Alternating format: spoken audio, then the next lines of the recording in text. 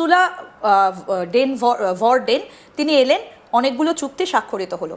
এবার এই মুহূর্তে দাঁড়িয়ে সব থেকে যে গুরুত্বপূর্ণ খবরটা ভীষণভাবে হাইলাইটেড সেটা হচ্ছে আমাদের বিদেশমন্ত্রী এস জয়শঙ্কর তিনি এবার যাচ্ছেন ইউএসএতে। বেশ কতগুলো গুরুত্বপূর্ণ বিষয়ে বৈঠক হবে এবং তার মধ্যে রয়েছে রেয়ার আর্থ মেটেরিয়াল। ঠিক যখন ইউরোপীয় ইউনিয়নের সঙ্গে এইরকমই বেশ কিছু বিষয়ে চুক্তি হলো তখনই এই আমন্ত্রণ পত্রটা।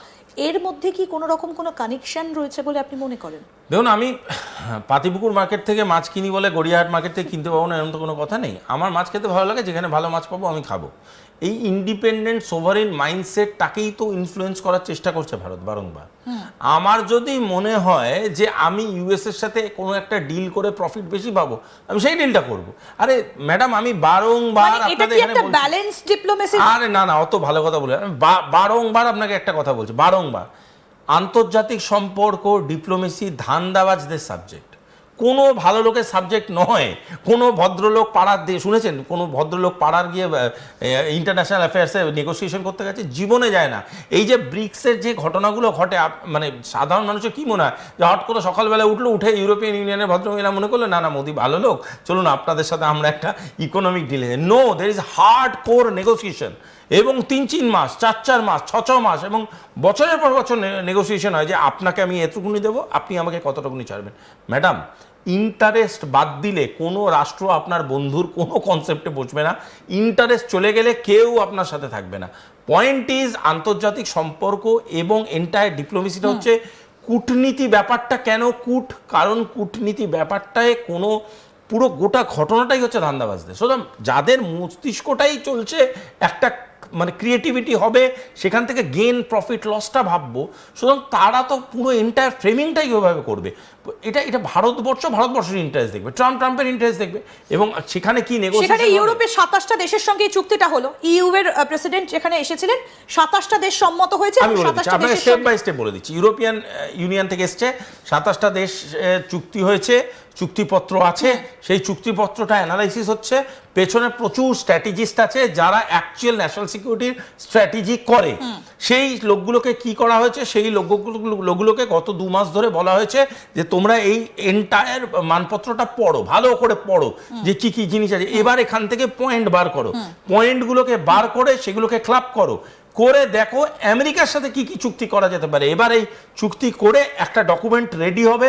সেই ডকুমেন্টটার উপরে ধরুন, আমি কথার কথা বলছি, এটা ফর এক্সাম্পল বলছি, সেই ডকুমেন্টটার উপরে ফাইনালাইজ করে যারা টপ লেভেল স্ট্র্যাটেজিস্ট তারা 2-3 দিন ধরে 4 দিন ধরে আমাদের এক্সটার্নাল অ্যাফেয়ার্স মিনিস্টার এবং যে টিমটাকে যাবে পুরোটাকে ব্রিফ করবে।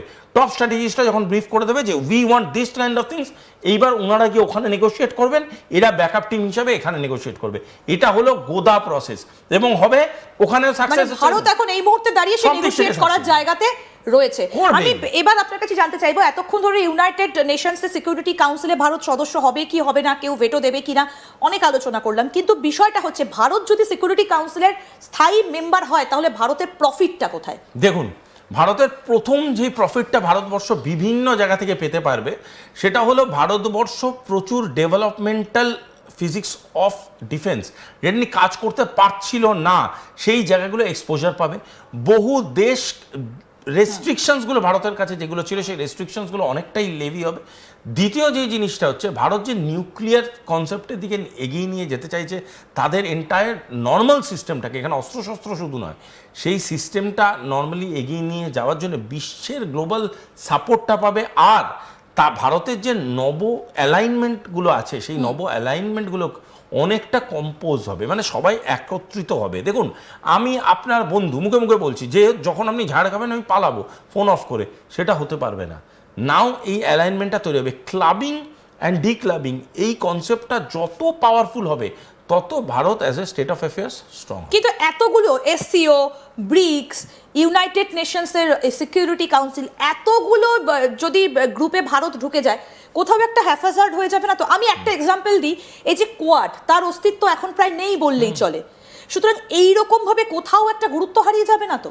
আপনার ফোনটা যখন চেক করবেন দেখবেন 5000 কন্ট্যাক্ট আছে। একটা সময় একটা কন্ট্যাক্ট ছিল হয়তো যে এত ইম্পর্টেন্ট, রোজ 5টা করে ফোন করতে হতো সে ভদ্র মহিলা বা লোককে। আজকের ডেটে তাকে ফোনই করতে লাগে না, কিন্তু সে আপনার জবের সাথে রিলেটেড না, কাজকর্ম রিলেটেড না, হয়তো পৃথিবীতেই নেই। পয়েন্টটা হচ্ছে আমি এটা আমেরিকার আঙ্গিক থেকে আমি বললাম সব কোয়াডের এই আঙ্গিক। রিলেশনশিপস ডু চেঞ্জ, কিচ্ছু করার নেই। আমি যদি মানে প্রতিপত্তিশীল হয়ে আমার মাল্টিপল ব্যাংক অ্যাকাউন্টস হবে, তাতে কি যায় আসে? সব জায়গায় হাত ঢুকিয়ে রাখবো, কি অসুবিধা আছে? ইনভেস্টমেন্ট হিসাবে ধরুন না, লজিক্যাল ইন্টেলেকচুয়াল ইনভেস্টমেন্ট, ভারতবর্ষের এইগুলো লজিক্যাল ইন্টেলেকচুয়াল ইনভেস্টমেন্ট সব জায়গায় ভারতবর্ষে ঢুকে আছে। সুতরাং ভারতবর্ষকে টাচ করতে গেলে সবাইকে 10 বার ভাবতে হবে, না না না ওখানে তো ভারত আছে, ভারতকে যদি অখুশি করি তাহলে আমরা প্রবলেম পড়ে যাব। আবার ওখানে গিয়ে না না না ওখানে তো ভারত আছে, ভারতকে অখুশি করলে অসুবিধা হয়ে যাবে। এই বিভিন্ন রকম যে লজিক্যাল প্রেজেন্সটা, এটাকে Bharatvarsha as a unified territory অনেক পাওয়ারফুল করবে। সেই জায়গায় দাঁড়িয়ে কি ভারত আমেরিকার রিলেশনশিপটা কিছুটা বদলাবে? কারণ যে ট্যারিফটা ডোনাল্ড ট্রাম্প চাপিয়ে রেখেছেন, সেই জায়গায় কি সেই ট্যারিফটা কিছুটা কমবে? কারণ এটা তো ভারতীয় বিজনেসের উপর একটা প্রেশার, বিশেষ করে শেয়ার মার্কেট যেভাবে হুড়হুড় করে পড়ছে। আপনার প্রশ্নের মধ্যেই উত্তর আছে। ডোনাল্ড ট্রাম্প আমেরিকা আর উইদাউট ডোনাল্ড ট্রাম্প আমেরিকা দুটো আলাদা ইকুয়েশন। ভারতবর্ষ চাইছে ভারতবর্ষের সম্পর্ক খুব ভালো হোক উইথ আমেরিকা। এবার ডোনাল্ড ট্রাম্প তো একটা নির্বাচিত ব্যক্তি, কালকের ডেটে উনাকে নির্বাচন থেকে নাও করতে পারে নির্বাচন, কালকের ডেটে উনাকে ইমপিচও করে দিতে পারে, কালকের ডেটে উনি নিজেও চাপে পড়ে হয়তো তার পলিসি লেভেলটা চেঞ্জও করতে পারে। সুতরাং ভারতবর্ষের যতক্ষণ ইন্টারেস্টটা ইন্ট্যাক্ট আছে, ভারতবর্ষ ততক্ষণ গেম খেলে যাবে, কোনো অসুবিধা নেই তাতে। That is how international politics work.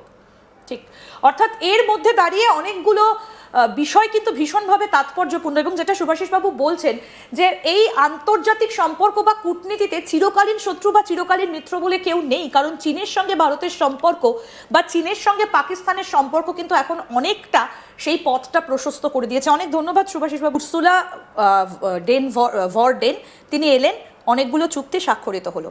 এবার এই মুহূর্তে দাঁড়িয়ে সব থেকে যে গুরুত্বপূর্ণ খবরটা ভীষণভাবে হাইলাইটেড, সেটা হচ্ছে আমাদের বিদেশমন্ত্রী এস জয়শঙ্কর তিনি এবার যাচ্ছেন ইউএসএতে।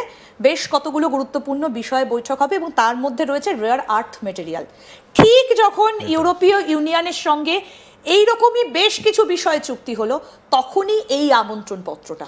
এর মধ্যে কি কোনো রকম কোনো কানেকশন রয়েছে বলে আপনি মনে করেন? দেখুন, আমি পাতিপুকুর মার্কেট থেকে মাছ কিনি বলে গড়িয়াহাট মার্কেট থেকে কিনতে পাবো না, এরকম তো কোনো কথা নেই। আমার মাছ খেতে ভালো লাগে, যেখানে ভালো মাছ পাবো আমি খাবো। এই ইন্ডিপেন্ডেন্ট সোভারেন মাইন্ডসেটটাকেই তো ইনফ্লুয়েন্স করার চেষ্টা করছে ভারত বারংবার। আমার যদি মনে হয় যে আমি ইউএসএর সাথে কোনো একটা ডিল করে প্রফিট বেশি পাবো, আমি সেই ডিলটা করব। আরে ম্যাডাম, আমি বারংবার আপনাদের এখানে বলছি, ব্যালেন্স ডিপ্লোমেসি। আরে না না, অত ভালো কথা বলে আমি বারংবার আপনাকে একটা কথা বলছি, বারংবার আন্তর্জাতিক সম্পর্ক ডিপ্লোমেসি ধান্দাবাজদের সাবজেক্ট, কোনো ভালো লোকের সাবজেক্ট নয়। কোনো ভদ্রলোক পাড়ার দিয়ে শুনেছেন কোনো ভদ্রলোক পাড়ার গিয়ে ইন্টারন্যাশনাল অ্যাফেয়ার্সে নেগোসিয়েশন করতে গেছে? জীবনে যায় না। এই যে ব্রিক্সের যে ঘটনাগুলো ঘটে, মানে সাধারণ মানুষের কি মনে হয় যে হট করে সকালবেলা উঠে ইউরোপিয়ান ইউনিয়নের ভদ্রমহিলা মনে করলো না না মোদি ভালো লোক, চলুন আপনাদের সাথে আমরা একটা ইকোনমিক ডিলে। No, there is hard core negotiation, এবং 3-4 মাস, 4-4 মাস, 6-6 মাস এবং বছরের পর বছর নেগোসিয়েশন